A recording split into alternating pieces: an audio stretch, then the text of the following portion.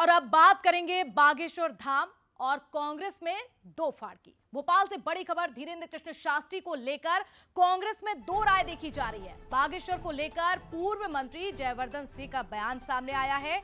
धीरेन्द्र कृष्ण शास्त्री का हम सम्मान करते हैं, ये उन्होंने कहा। वो मेरे अच्छे उनसे संबंध है, इसकी जानकारी उन्होंने दी।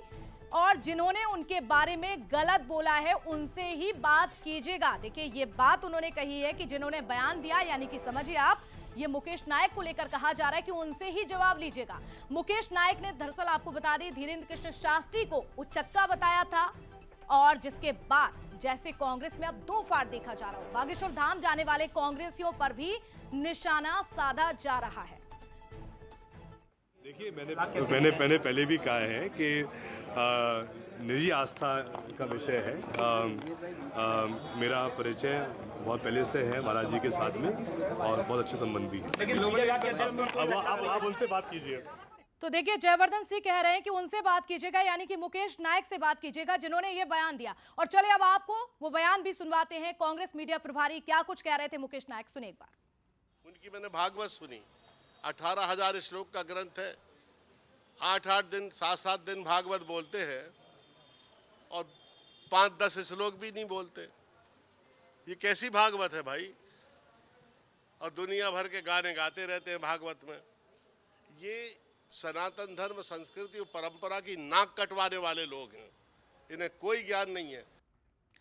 तो देखिए, आपने सुना मुकेश नायक को, जिस तरह से उन्होंने बाबा को लेकर बयान दिया, जिसके बाद अब कांग्रेस में जो बयान सामने आ रहे हैं, एक तो कांग्रेस किनारा काट रही है, लेकिन जो बयान आ रहे हैं उसमें भी कांग्रेस की सहमति आपस में नहीं मिल रही है। और चलिए इसी पर ज्यादा चर्चा करते हैं। हमारे साथ संतोष गौतम, मुख्य प्रवक्ता कांग्रेस से जुड़ गए हैं। साथ ही हमारे साथ डॉक्टर हितेश वाजपेयी, पूर्व अध्यक्ष नागरिक आपूर्ति निगम बीजेपी से जुड़ गए हैं। आप दोनों का सर बहुत स्वागत है। सबसे पहले रुक करना चाहूंगी संतोष जी मैं आपका, कैसे देखा जाए? मुकेश नायक ये कह रहे हैं कि बाबा तो चक्का हैं, उन्हें तो धर्म का पता ही नहीं है, सनातन पता ही नहीं है, ना ही उन्हें श्लोक आते हैं। ये बयान उन्होंने दिया, उसके बाद अब कांग्रेस नेता अलग अलग बयान दे रहे हैं, किनारा काटा जा रहा है। और अभी जयवर्धन सिंह को भी हम सुन रहे थे, उन्होंने ये कहा कि मेरी तो आस्था है, ये उनसे जवाब लेना चाहिए जिन्होंने बयान दिया। आपसे जानना चाहूंगी, आप कैसे देखते हैं इस बयान को? देखिए, दोनों चीजें अलग अलग हैं। जयवर्धन सिंह जी ने कहा कि उनकी आस्था है धीरेन्द्र कृष्ण शास्त्री के प्रति, तो ये उनका व्यक्तिगत वो मामला है।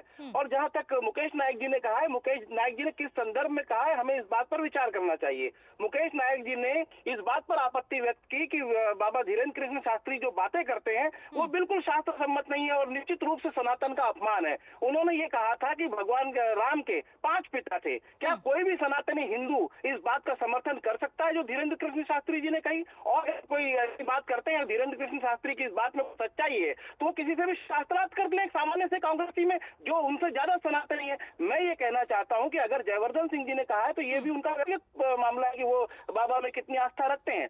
लेकिन अगर मुकेश नायक जी ने कहा है तो उस बयान के प्रति आप सोचिए कि कोई भी सनातनी हिंदू स्वीकार नहीं करेगा। अगर डॉक्टर हितेश वाजपेयी से बोला जाए कि क्या वो धीरेन्द्र कृष्ण शास्त्री के बयान का समर्थन करते हैं, बीजेपी से हम सवाल करेंगे, उनसे जवाब लेंगे। संतोष जी, लेकिन सवाल ये है कि कांग्रेस में दो फाड़ क्यों है?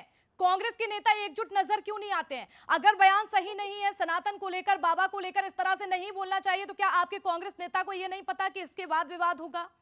नहीं, देखिए, एक बात तो स्पष्ट है कि धर्म को लेकर या किसी विशेष बाबा को लेकर या धर्म गुरु को लेकर जरूरी नहीं है कि सबकी व्यक्तिगत आस्था पार्टी का सार्वजनिक स्वरूप हो जाए, ऐसा नहीं होता है। तो हर व्यक्ति की अपनी अपनी रुचि है, किसी की कोई भगवान कृष्ण को मानता है, कोई हनुमान का पुजारी है, तो इस तरह की बातें हैं। तो जयवर्धन सिंह जी ने जो कहा है वो उनका अपना विषय हो सकता है, उनको ये हो सकता है ये संदर्भ पता ना हो कि धीरेन्द्र कृष्ण शास्त्री ने भगवान राम के बारे में ऐसा कहा था। और अगर मेरी बात कहीं गलत लग रही है तो आप बताइए कि क्या धीरेन्द्र कृष्ण शास्त्री जो बयान था कि राम के 5 पिताजी थे, क्या इससे डॉक्टर हितेश वाजपेयी भी सहमत हो सकते हैं? अभी तो फिलहाल हम कांग्रेस को लेकर बात कर रहे हैं कि आखिरकार एकजुटता क्यों नहीं है, दो फाड़ क्यों देखी जा रही है। हितेश जी, आपसे आपका रिएक्शन जानना चाहूंगी। बयान है धीरेन्द्र शास्त्री जी के बारे में तो बेहद आपत्तिजनक और बदतमीजीपूर्ण है। जिस प्रकार के शब्दों का प्रयोग उन्होंने किया है, किसी भी नेता को, किसी भी संत के लिए कोई अधिकार नहीं है इस प्रकार की टिप्पणी करने का। और आपका जो मूल प्रश्न है वो बड़ा रोचक है। कि कांग्रेस के मुख्य प्रवक्ता ने ये कह दिया कि जयवर्धन सिंह तो उनको तो कुछ पता ही नहीं रहता है, वो तो उनका निजी बयान है। इस प्रकार से जयवर्धन सिंह जी पर टिप्पणी, यदि जयवर्धन सिंह जी सुन रहे हैं तो उनको अपने मीडिया विभाग के ऊपर पुनर्विचार करना चाहिए। उनके पिताश्री दिग्विजय सिंह जी को भी पुनर्विचार करना चाहिए कि ये कैसी मीडिया टीम है जो धक्का बता रही है जयवर्धन सिंह जी के बयान को, जो कि वहां पर जाते हैं, जो धक्का।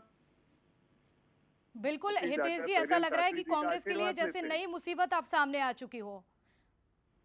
जी बिल्कुल, और मुझे तो दिख रहा है कि कांग्रेस में ये आहट है इस बात की कि बहुत जल्दी बड़ा परिवर्तन होने वाला है और इन सब की छुट्टी होने वाली है, क्योंकि साहब आप दिग्विजय सिंह जी, जयवर्धन जी, उमंग सिंगार को इस प्रकार से धता बताएंगे और उनकी आस्था पर चोट पहुंचाएंगे, क्योंकि आचार्य धीरेन्द्र शास्त्री जी में यदि इन लोगों की आस्था है, उस आस्था पर यदि कांग्रेस के नेता इस प्रकार से चोट पहुंचाएंगे तो ये बड़ी बात आपने कह दी कि बड़ा बदलाव होगा। हालांकि बदलाव होगा या नहीं होगा ये तो वक्त बताएगा। फिलहाल आप दोनों का जुड़ने के लिए बहुत शुक्रिया। तो देखिए, बाबा के बयान पर जिस तरह से मुकेश नायक यानी कि कांग्रेस नेता ने जो बयान दिया, जिसके बाद अब किरकिरी हो रही है और लगातार अब इस पर सियासत भी देखी जा रही है।